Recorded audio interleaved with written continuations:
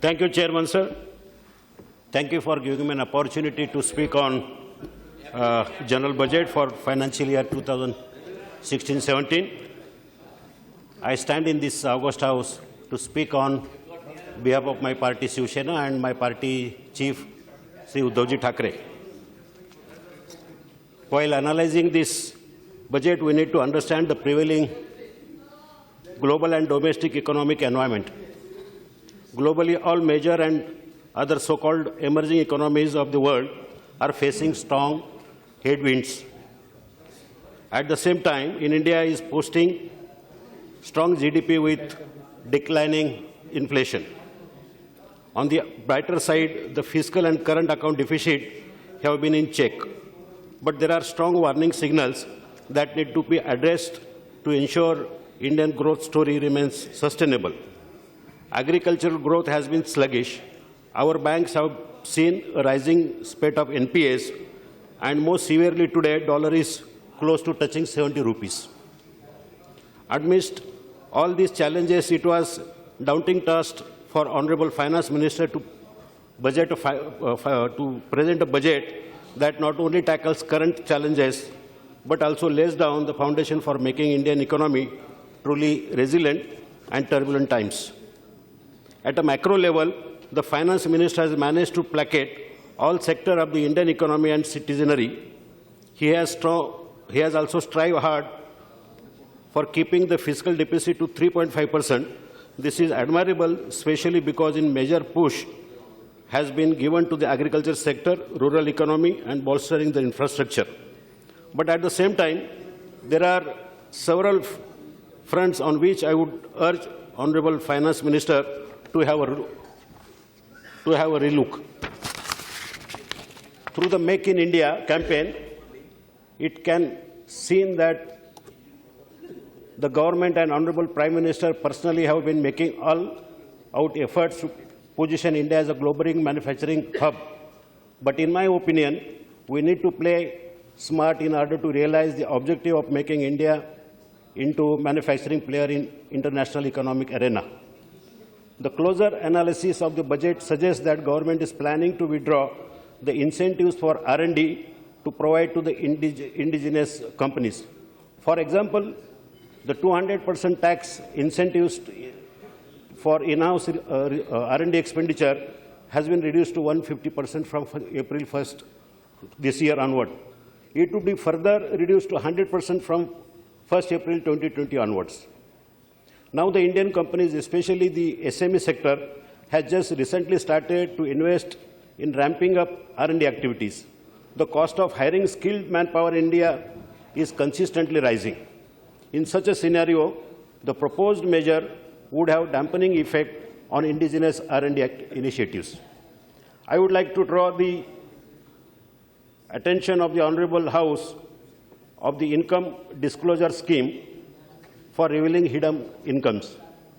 The Finance Minister has rightly created conducive environment for defaulter to pay 45% levy inclusive of penalty and seek immunity.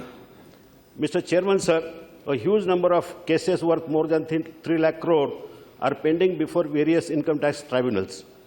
By making the disclosure procedures fair and transparent, the Finance Minister is trying his best to get money under litigation transferred to the mainstream economy.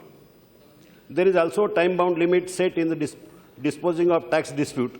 This would create fear-free environment in the minds of taxpayers. The evolving security of geopolitical environment for India has never been this critical, especially with ever-growing threat of our hostile neighbors and also internal dissent. There is no doubt on the resolve of the government to face the challenges head-on, but the strong military requires constant strategic investment to maintain its edge. Unfortunately, the capital expenditure outlay has been slashed by 8.5% from last year's capital expenditure estimate. This pegs the allocated figure at 78,586 crore. Out of this, 60,000 crore is already earmarked for issuing payment against purchases of the equipment already made or commitment has already been made. Another 6,000 crore would be utilized as initial advances for Rafale fighter aircrafts.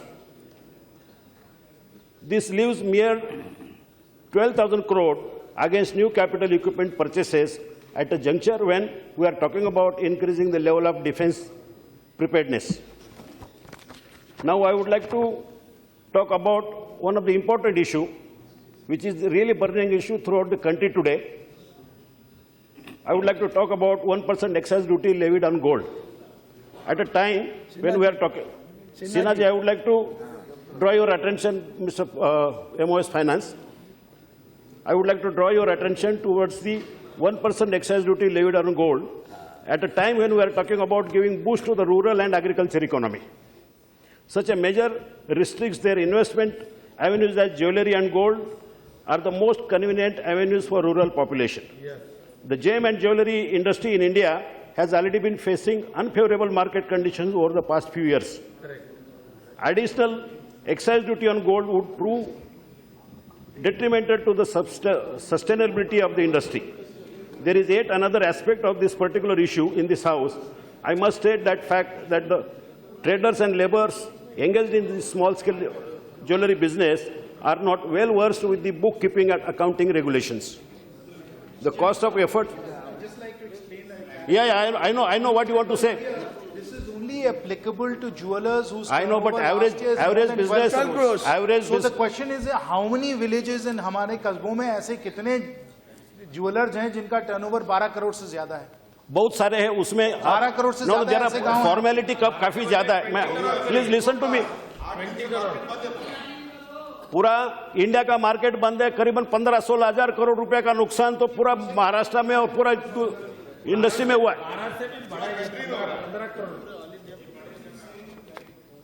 I must state the fact that they are ready to pay the taxes. The cost and effort required to comply with the new guidelines would pose different set of challenges before small-scale jewelry business. Moreover, they fear intrusion and harassment by central excise authorities once this policy comes into effect. It should be noted that the gem and jewelry industry is known to employ a significant number of workers in the skilled and semi-skilled category. Livelihood of millions of is dependent on this sector. This measure would not only affect the worker but also greatly impact the consumers who look gold as an investment and security asset. It is pertinent to note that then the Finance Minister, Sri Pranab Mukherjee, tried to impose the similar 1% central excise duty on unbranded gold jewelry in year 2012. But jewelers went on strike for 22 days for mark of the protest.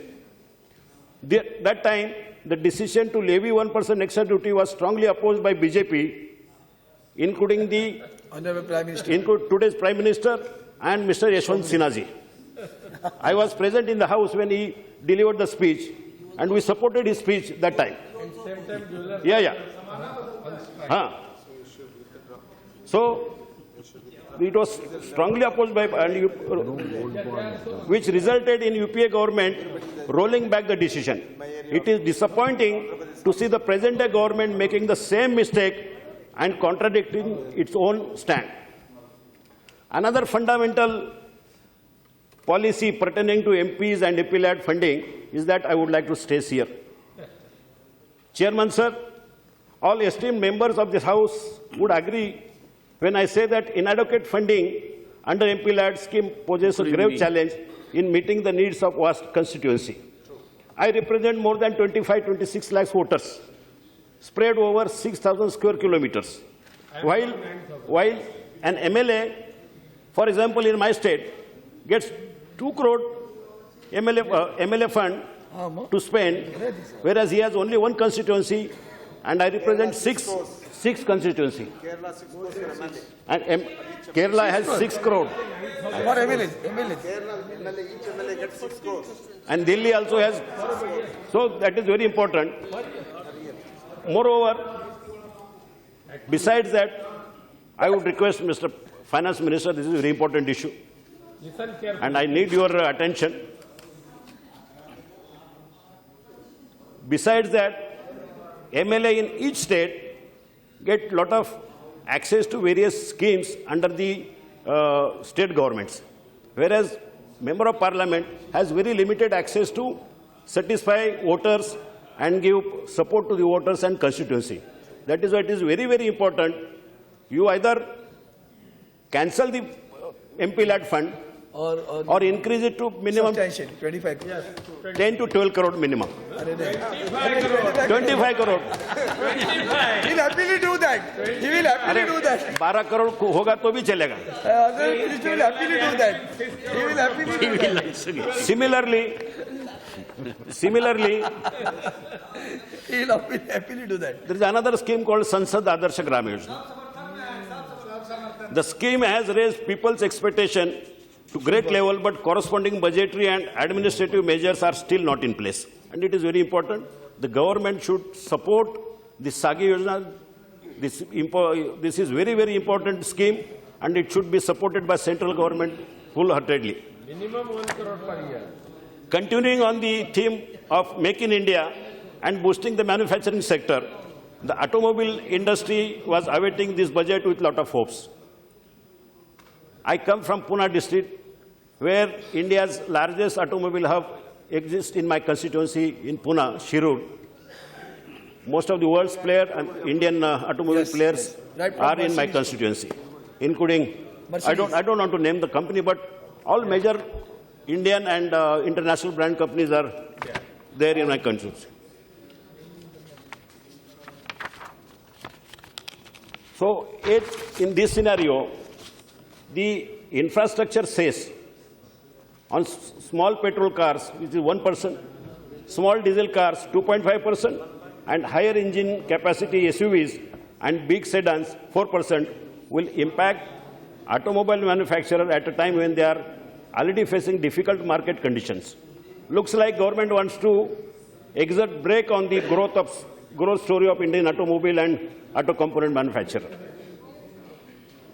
Chairman, sir, this budget has rightly put an emphasis on reviving the agriculture and rural sector by introducing string of measures such as time-bound program for electrifying 18,000 villages, fast-tracking 89 irrigation schemes to cover additional 28.5 million hectares, allocating an unprecedented 2.8 lakh crore to Gram Panchayat and municipalities as directed by 14th Finance Commission, a first-time allocation of rupees 6,000 crore for groundwater management, setting up large-term irrigation fund of 20,000 crore rupees, rehabilitating 5 lakh ponds and dug wells under MREGS, raising an allocation for rural roads under PMJSY to 19,000 crore.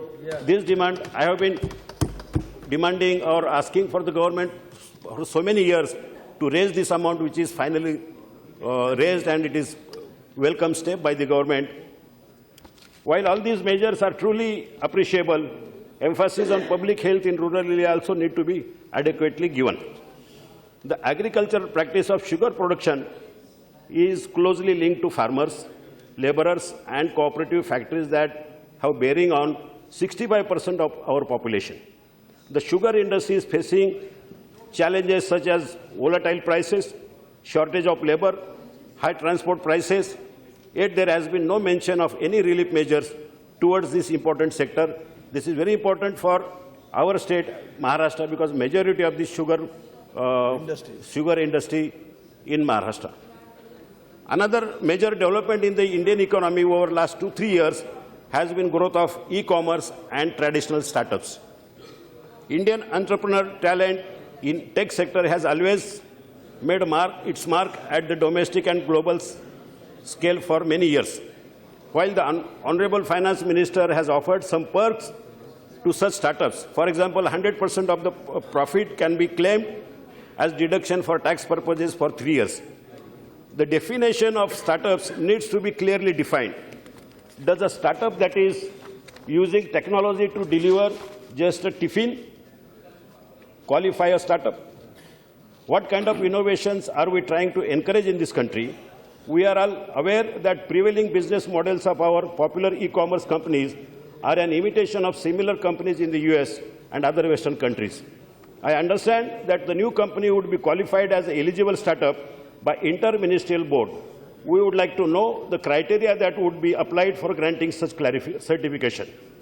Ultimately, the benefit of extending such tax incentives should be the creation of new technologies, innovative products that help make India a technological powerhouse. Every budget sees an additional imposition of excise duty or taxes on so-called sin products such as alcohol and tobacco. This is primarily done to discourage people from consuming unhealthy products. The 2016 budget has followed suit and increased the excise duty on tobacco-related products by 10 to 15%. While such measures cannot and should not be disputed, a similar measure should have been introduced on the consumption of BDs. Around 11% of tobacco consumed is in the form of legal cigarette and tobacco product, while 89% is in the form of other tobacco product made illegally. BD and other unregulated forms of tobacco contribute only 12% of excise duty in spite of clinching evidence that increasing taxation reduces tobacco consumption. It is important to note that consumption of BD is highest among the rural and poor population, and its consumption leads to oral cancer, lung cancer. This has enormous social economic impact for the rural population who have limited access to quality health care. I would request the Honorable Finance Minister to address this discrepancy. Once again, I would extend my heartiest congratulations to the Honorable Finance Minister and the Prime Minister for addressing the necessities of all sectors of economy in the best possible ways. With this, I support this budget. Thank you. On behalf of my party, Shiv Sena, thank you.